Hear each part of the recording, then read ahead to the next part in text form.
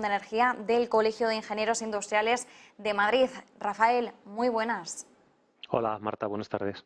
Bueno, Rafael, estábamos escuchando hoy a la ministra de Industria, a Reyes Maroto, que además ha hablado sobre una cuestión que a primera vista resulta bastante polémica. Ha hablado de que estaba sobre la mesa la posibilidad de establecer un cierre temporal, de todas formas hay que insistir, de empresas de alto consumo energético, aunque ya ha dejado bien patente si fuera necesario.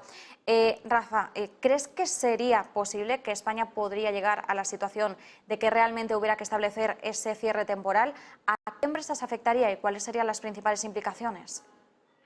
Bueno, el que haya empresas que de forma voluntaria renuncien a consumir en determinados momentos en los que los sistemas energéticos están muy estresados no es algo nuevo.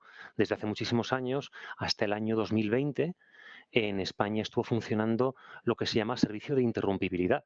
Las grandes industrias energéticas están a disposición en este caso, del operador del sistema, en este caso Red Eléctrica, por ejemplo, para que en determinados momentos en los que haya un problema importante de suministro de energía, esas empresas están dispuestas a dejar de consumir o totalmente o en parte, pero como tienen grandes consumos, pues el que esas empresas paren o reduzcan su actividad tiene un efecto muy importante en la red eléctrica y a cambio de eso reciben una retribución, reciben un descuento en el suministro eléctrico. Por lo tanto, es una cosa habitual. No sé si por parte del Ministerio de Industria, Turismo y Comercio tienen en la mesa que esto no sea voluntario, sino que sea obligatorio. Pero vamos, el hecho de que las grandes empresas estén a disposición del sistema para dar su flexibilidad y dejar de consumir en un determinado momento a cambio de dinero es una cosa muy antigua.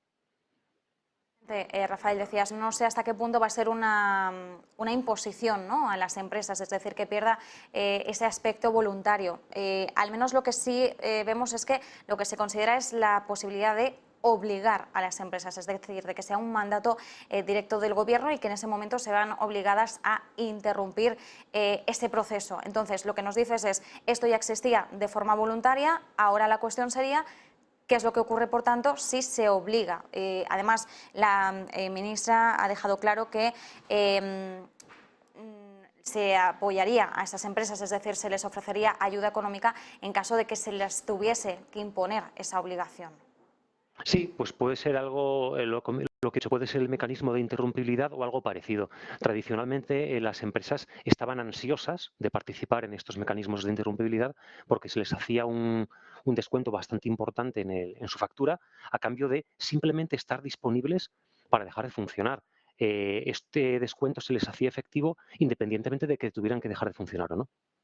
Era normal que años y años estuvieran permanentemente preparadas para dejar de funcionar, pero nadie les llamaba nunca. Y entonces no tenía que ejercitarse esa acción, ¿no?, ese mecanismo. Por tanto, bueno, si ahora se lo plantean como algo obligatorio, si va compensado por parte del gobierno por medio de ayudas económicas, pues es posible que aunque se vean obligadas, a muchas de ellas les merezca la pena. Depende también del proceso productivo que se trate, ¿no?, y también del tiempo. Tradicionalmente se les avisaba con 24 horas de antelación o con 12 horas de antelación, de forma que ellos pudieran dejar de funcionar de una forma ordenada y que no tuvieran un problema interno en sus procesos productivos. Veremos, por tanto, estamos en la espera, evidentemente, de conocer más detalles. Por el momento, simplemente Reyes Maroto ha dicho que es una posibilidad que está sobre la mesa. Entendemos que todavía tiene que haber un diálogo político y, además, que se establezcan, pues, esos detalles que insistías, ¿no? Pues de qué forma se haría, si de forma escalonada, si se efectúan cambios, es decir, si se mantiene ese mecanismo de ininterrumpibilidad. Exacto. Interrumpibilidad. Como bien nos decías tú, que se mantenga a lo mejor el mecanismo o que simplemente lo que se haga sea modificar algunas pautas de ese mecanismo, porque a lo mejor o conviven ambos y las empresas pueden seguir acogiéndose a este mecanismo, tengan o no tengan que aplicar la interrupción, pero recibiendo ese descuento, o a lo mejor simplemente pues se les da mayores incentivos. Veremos hasta qué punto, vamos desgranando los detalles, pero es interesante que nos comentes ya de entrada que, bueno, que esa voluntariedad existía y que si ahora pasa a ser obligatorio, bueno, pues todavía hay mucho diálogo por delante y no nos podemos aventurar a hacer cábalas porque no sabemos realmente cuáles van a ser los pormenores. Además, también tenemos sobre la mesa el impuesto a las energéticas, también a los bancos. Se está diciendo que por el momento a la industria alimentaria no se va a aplicar, lo ha dicho Luis Planas, el ministro de Agricultura y Pesca, pero sí tenemos sobre la mesa el de las energéticas y la banca. Y en la cuestión energética, como estamos a la espera de que Bruselas apruebe un plan en las mismas líneas, lo que hemos conocido por parte del Gobierno de España es, bueno, nosotros tenemos nuestro mecanismo que podríamos adaptar una vez Bruselas apruebe el suyo. ¿Podemos esperar algún tipo de cambio sustancial o Bruselas, por ejemplo, podría definir ese impuesto a las energéticas muy en línea a lo que ya está ocurriendo y ya se ha establecido en España? Yo creo que es importante por parte de la seguridad jurídica del Gobierno, en este caso, y de las empresas afectadas, que haya una coordinación total entre Bruselas y el Gobierno de España. ¿Por qué?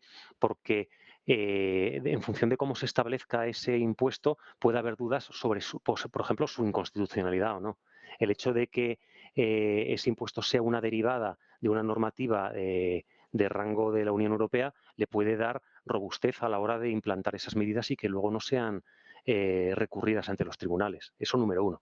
Y luego, por parte de Bruselas se está analizando desde un enfoque muy amplio cómo aplicar este impuesto, teniendo en cuenta que, claro, puede parecer sencillo establecer un impuesto nuevo para España, pero el escenario que se plantea la Comisión Europea es un impuesto para 27 países con realidades económicas y energéticas muy distintas en cada uno de ellos, ¿no? Por ejemplo, ¿cómo se define una empresa energética? ¿Van a ser empresas solo eléctricas? ¿Se va a incorporar también el sector del gas natural, el sector de los productos derivados del petróleo? Una empresa petrolífera que no tiene actividad ni de gas ni de electricidad también tendría que tener ese impuesto. Hay muchas cosas que están pendientes de definir. Luego, dentro de los sectores, no es lo mismo una empresa productora de energía eléctrica que una empresa propietaria de redes y solo redes, o una empresa que suministre al cliente final pero no tenga ninguna instalación de producción. Las tipologías son muy variadas y hay que tener mucho cuidado y se tendrá que definir con mucho detalle qué tipo de empresas se ven afectadas, de qué sectores y por qué actividad, porque también hay muchas empresas con amplios sectores de actividad y a lo mejor se ve grabado un sector en particular y no otro, por ejemplo.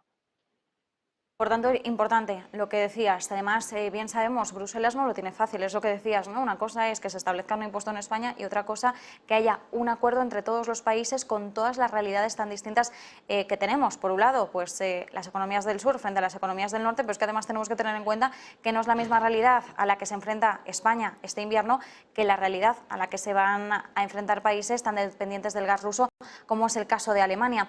Y por último, sí que estamos viendo también cómo se está hablando de avanzar en mecanismos de emergencia para intervenir en el mercado energético europeo. Y atención, porque entre algunas de las medidas que se están barajando en el seno de la Comisión Europea, una de ellas es la de obligar a priorizar la producción de bienes clave.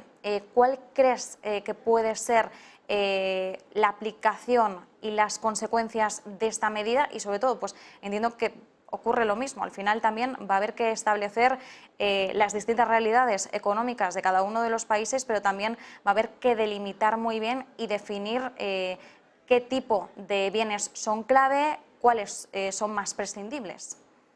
Sí, efectivamente, se tiene que hacer un enfoque general en cuanto a esos criterios, que también se puede dejar, ojo, dentro de la interpretación que haga cada Estado miembro sobre determinados sectores, ¿vale?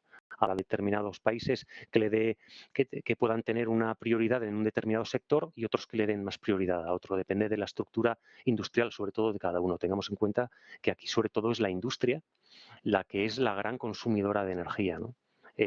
Tiene poco sentido poner una responsabilidad y una exigencia a un sector doméstico, como bien decías tú, en un invierno frío como puede ser en el norte de Europa, ¿vale?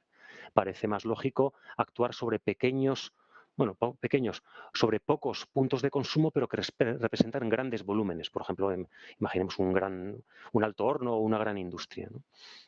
Es muy posible que los criterios sean flexibles en cada país, pero luego haya unos parámetros homogéneos dentro de la Unión Europea. Se tendrá que ver, es pronto todavía para saberlo. Bueno, todavía pronto, vamos a ver de todas formas cómo van avanzando esas conversaciones, esos diálogos, en un momento en el que, insistimos, nos estamos acercando poco a poco a un invierno que en el viejo continente preocupa y mucho, pero es que la cuestión no es solo sobrevivir a este invierno, que no nos podemos quedar en el corto plazo en cuestión de 1 o 2 trimestres, tenemos que mirar también en vías a conseguir una estabilidad energética en el largo plazo, no solo sobrevivir estos próximos meses. Rafael Riquelme, como siempre, muchísimas gracias. Un placer, igualmente, Marta.